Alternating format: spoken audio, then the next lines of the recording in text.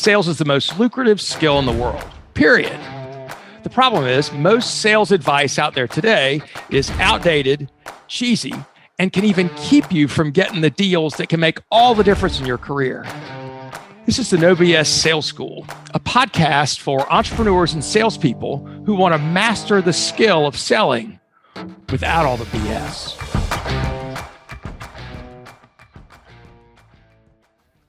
And so one of the people that you talk about that I don't know that I would have read his biography because I didn't understand, but you through you, the second episode of Let's Do was the biography of Jay-Z. Yeah. And you talked about him and the mindsets that he had and has for success. Will you comment on that? Because that's fascinating to me. So I grew up, there's a context there because, first of all, I read books on all kinds of people, but also people that I just happen to be interested in.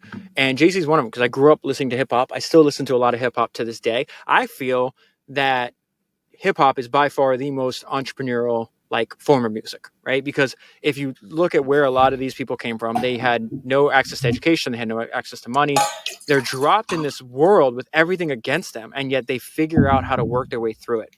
And so when I tell people, it's very obvious to me, if you study Jay-Z, that he's a genius. And people are like, oh, what are you talking about? He's just you got famous, you got lucky. And you just got lucky. And then I guess these billions of dollars that he has just somehow wound up in his bank account by accident. And it's no, go and look at going to the early days, right? He's the youngest of 4 children. His dad, it's one thing if you don't have a dad and you never know, right? He knew his dad up until the age of 11, and then his dad leaves. I have memories when I'm 11, right? You probably still have memories when you're 11. And so then he's realized, my dad left, the person that I idolized, he's disappeared out of my life. I'm living in the Marcy projects in Brooklyn, right? My mom's trying to raise 4 of us by herself. Everywhere on the corner, the only option I have is either to play basketball or to sell drugs. And then all of a sudden, there's this new industry that's popping up around him. And it's rapping. And so he comes across, there's a great story in the book where he comes across what's called a cipher. And a cipher is a group of people all in a circle. And there's either 1 or 2 people in the center of the circle rapping and trying to keep their attention, right? And it's a free form of entertainment if you don't have a lot of money.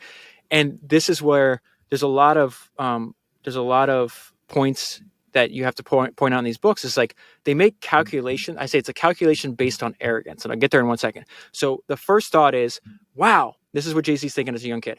Wow, I think he might have been 16. I don't know how old he is. But he's wow. First thing is, that's cool. Second thing is, I could do that. Belief comes before ability.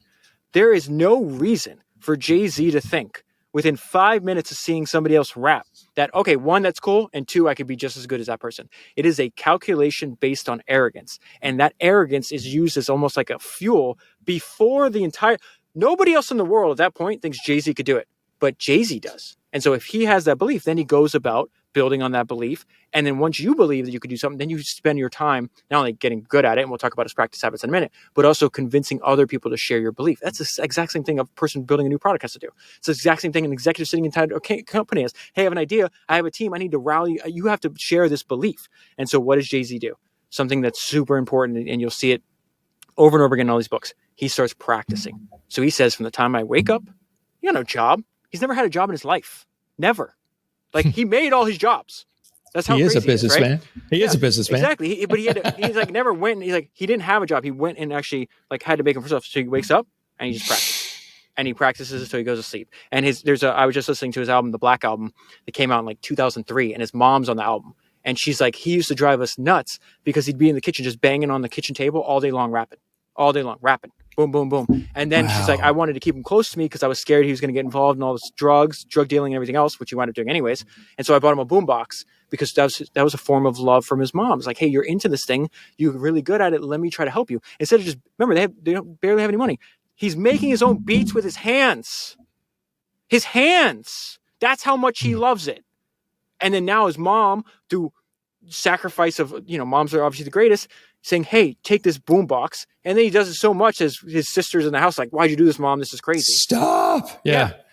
But Jay-Z's just so advanced. I have videos saved on my phone of most people, if they wanted to be a rapper, right? Still the first 10 years of the industry, they go around trying to get signed by other record labels. Jay-Z's 26 years old. He starts his own. He's no one else needs to sign me. I'll do this myself. And if I start my own record label, which was unheard of at the time for a rapper, not only can I promote myself, but I own my music. And then when somebody, and that's where all the ownership comes from now. Yeah, that was a huge recognition too, because the people have been taken advantage of by the people that own their music for the entire history of the music business. And that ties us to what brought you and I together. How did Jay-Z know that? Because he read a book called Hitman, where it talks about the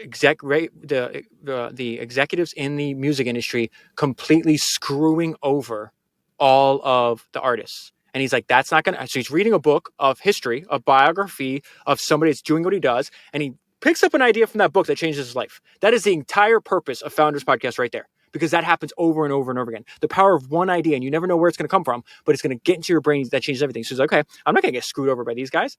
I'm smart. I can hustle. That's what he talks about. Starts his own record company, says, hey, we're going to own everything. Right now, we have to sign a distribution deal. I think it was with Def Jam, but we're coming after that 20% too.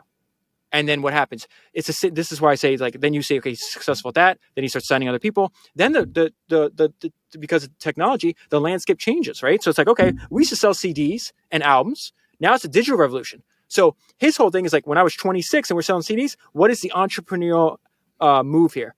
Start your own record label, right? Now you fast forward 15 years. Now we have Apple Music. We have, Shopify or Spotify. Yep. So what does he go out and do? He goes and buys a streaming service, rebrands it, and owns it himself. And then he raps about it. He's like, I came into this game independent. He goes, Tidal, my own record label, same difference. He's telling you most people don't even fucking understand what I'm doing.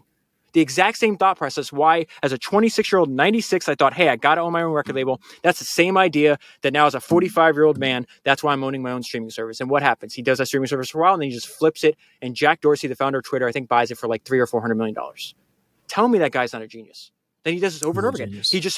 He's like, I'm rapping about Cristal in my, which is like a champagne brand or whatever, or some kind of alcohol brand. I don't actually drink that much, so I don't know. I think it's champagne. It's champagne. So I'm rapping about it. As a result, people hear my rap, so they go buy it. Why am I puffing up Cristal? So he goes buys Ace of Spade, which he then sells 50% of to Bernard Arnault and Louis Vuitton, like the founder, not the founder, but the CEO of LVMH. And there's another couple $100 million. Then he sells his touring career to Live Nation for, I think, 150 or 250 million. How many multi-$100 million deals does this guy have to do before you realize this isn't an accident? And why aren't you taking the time to read his book? Because he's going to lay out exactly how he thinks about it. And all you have to do is pick it up. And I think it's episode 239. And I make it even easier. First of all, I think it's episode 239. Listen to Decoded is the name of the podcast I did on the book.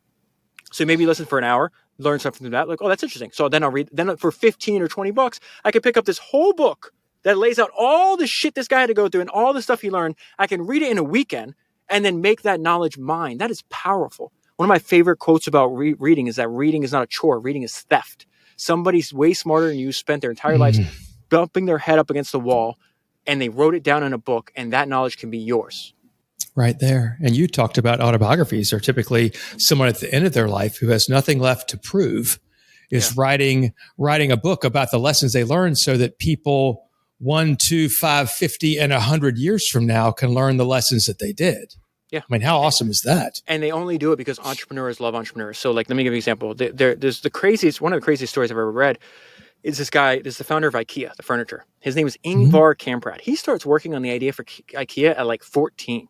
He works on it till he's like 80, right? And all along the way, it's like at the time, there's some kind of weird ownership structure, but let's set that aside for now. It is most likely the most valuable private company in the world owned by one person. Now, he's got all kind of weird ways to hold on to it, whatever. But for all intents and purposes, he still owns it, even if like they put stuff in trust and all the other stuff. Right. There, right. Yeah. But he says in that book, it's called Leading by Design, the IKEA Story. And he says in that book, he's like, listen, for decades, people are like, write a biography, like tell your story. Every time all the co-authors said this to me, I said, no, I don't want to do it. No, I don't want to do it. No, I don't want to do it. And then the persuasive thing he said, he goes, you've learned stuff. He's like, essentially you're laying out a blueprint for the future generations of entrepreneurs for everything you know, and they could benefit from your experience. And he says, okay. Got it. Sam Walton, same reason. One of the most famous autobiographies ever written by an entrepreneur. It's called Made in America. Same thing. He knows he's dying. He's got cancer everywhere. He's in terrible health, and he knows the ends, and he could see the end, right? And even after he could see the end, He spends his very valuable time, the most precious time you could ever have, because you see that it's literally coming to an end right down the road, right? He spends that time writing down everything he learned building Walmart and over his entire career to benefit the future generations of entrepreneurs. Why is that important? Because a decade later, young 30-year-old Jeff Bezos picks up that book and is like obsessed with Sam Walton's story, starts applying Sam Walton's extreme adherence to frugality and his bias for action to the beginning of Amazon, right? So much so that in Jeff's own biography, he's going around first of all, he makes all the executives in Amazon read the book, but then he's going to people's houses and giving them the Sam Walton autobiography as a gift with personal annotations by Jeff Bezos. Imagine what that would be worth today, right? And so what are the value? We always talk about the value of an idea. Yes, execution is way more important, right? But the ideas that Jeff Bezos put in his brain from Sam Walton's book, and Jeff's a learning machine, so he learned from everybody. So not just Sam Walton, but Sam Walton's, the ideas that Jeff got from Sam, how much would that be? Well, you know what that is? Charlie Munger has a great quote in his book, Poor Charlie Almanac. And he says, there's ideas worth billions in a $30 history book. And that is why Charlie Munger's read hundreds of biographies. That's why Jeff Bezos reads hundreds of biographies. That's why Steve Jobs talks about all the biographies he's read. If you want to get to the top of your profession, read biographies. Now, obviously, that can't be the only thing you do. Just take care of your health. Make sure you're working all the time, like on your craft. Spend time with your family. Do have some fun. But when you're not doing those things, read biographies. Thanks for listening to OBS Sales School Podcast. If you haven't already, please take 1 minute to write a quick review for the show. It really does make a huge difference. Also, subscribe to the show and please forward this episode to somebody else who needs to hear it. As a bonus for listening, I'm going to give you access to a free mini course, 7 expensive sales mistakes you're making and what you can do about it. Go to www.7salesmistakes.com and get access to the free mini course. That's the number 7salesmistakes.com. Thanks again for listening to the OBS Sales School Podcast.